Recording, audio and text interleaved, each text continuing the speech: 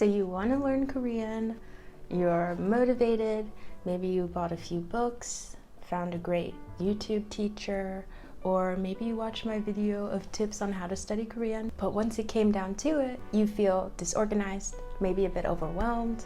But don't worry, I was once in your shoes, but when I finally sat down and planned out how I wanted to study each day, it became easy to conquer my goals, and it was something I looked forward to each day. Hi, I'm Callie, and in today's video, I will explain to you how to plan out and organize your studies, as well as a few productivity tips to make sure you're spending your time wisely. First, let's talk about how to manage your time to fit in a study session. This may differ person to person. You have to take a look at your daily life and figure out when you're free, if you have time. If you're on a break and you do nothing all day, then it should be easy to find a time to study. But if you work all day or go to school, you may have to prioritize and try to squeeze in a study session if this is something that's important to you. So first, you're going to figure out when is the best time for you to study. Is it mornings, mid-afternoon, maybe midnight? I don't know, whatever works for you.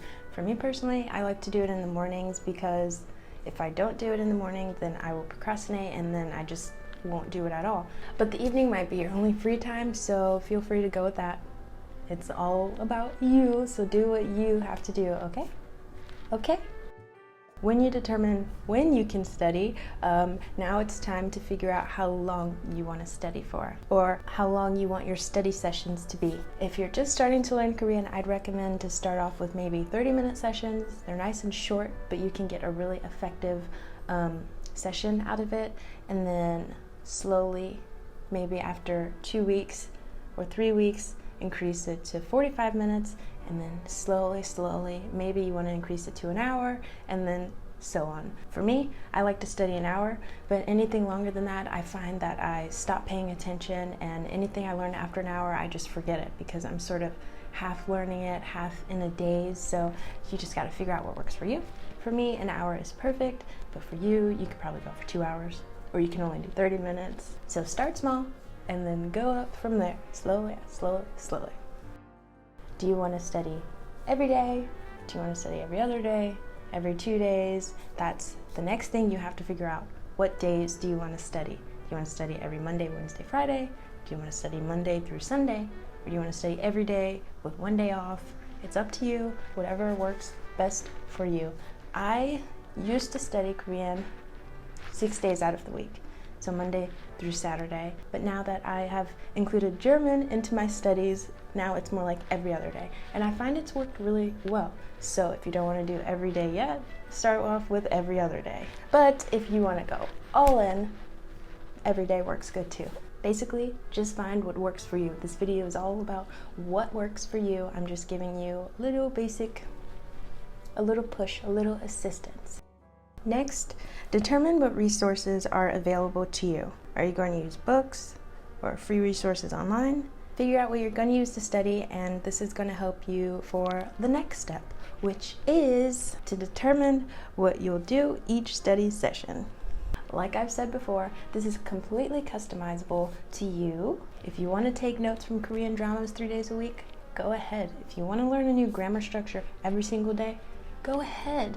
Do what makes it fun for you, but also effective. So I will show you my exact study schedule towards the end to give you maybe a bit of inspiration if you're stuck. But moving on, if you need a bit more study tips, I'd recommend you check out today's sponsor, Skillshare. Skillshare is a learning community online with thousands of classes to explore. My favorite class topic is productivity, of course. I recently watched this class called How to Study for Exams by Ali Abdal. Although you may just be studying Korean for fun and not necessarily for a test, his advice is still pretty useful. I especially like the part where he talks about how to use flashcards properly, which is very useful for memorizing the loads of Korean vocabs that we have to learn. Lessons like these help me to stay inspired, and I'm always wanting to learn new skills. I enjoy taking classes on photography and crafts as well. You can learn without being interrupted by ads, and the membership is less than $10 a month for an annual subscription. The first 1,000 of my subscribers to click the link in the description will get 2 months free of premium membership to explore your creativity. Trust me, you won't regret it. Give it a try.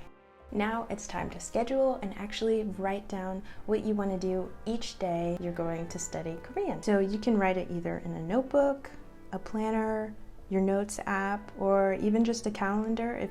This will just help you stay organized, keep on top of it, and not forget what you have planned to do and just not study. Because you know, if you haven't planned anything, you just kind of do nothing. So to avoid that, write it out. I like to do it a week before, but you could do it 2 days before, a month ahead, the day before, you know, just plan out what you want to do. Also, just really quick, I'd like to mention that if one day you're feeling lazy and you don't want to study, please don't beat yourself up too much. You know, this should be a fun experience and you shouldn't make yourself feel bad for feeling lazy, I guess. I have those days too. What I do is just watch like a movie or listen to some music in Korean so I don't feel like that the day was a total waste, you know?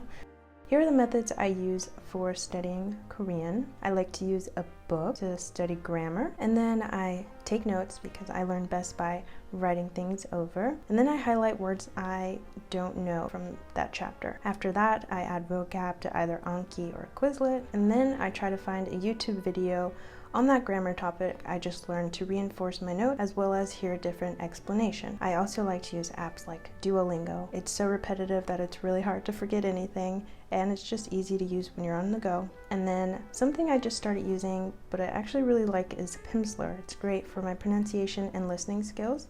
I believe they have a free 28-day trial, so give it a try. I think it's worth it. And lastly, of course, I use Netflix to, you know, just watch and listen to everyday speech. So now that you know my methods, now let me show you how I would plan out my week. I don't do all of this in one day, my brain would just explode. So here is my sort of my weekly schedule for Korean. I would show you the actual one, but it's kind of cluttered with other stuff, but this is how I would plan out my Korean studies. So on Monday, Wednesday, and Friday, I like to study a new grammar topic, as well as add those vocabs I didn't know to Anki. And then on Tuesday and Thursday, I would try to find YouTube videos to reinforce the grammar I learned the day before. Sort of just helps it stick in my head if I wait a day instead of doing it all in one day. I don't really plan on Duolingo because I kind of just use it when I have time. And I like to use Pimsleur on Tuesday and Thursday as well, just one lesson. And then Netflix sort of just happens, probably all day on the weekend. Yeah, that is how I would schedule my study plan. So I hope I was able to help you get more organized and productive with your Korean studies. Thanks for watching, and I will see you in the next video. Annyeong! Bye!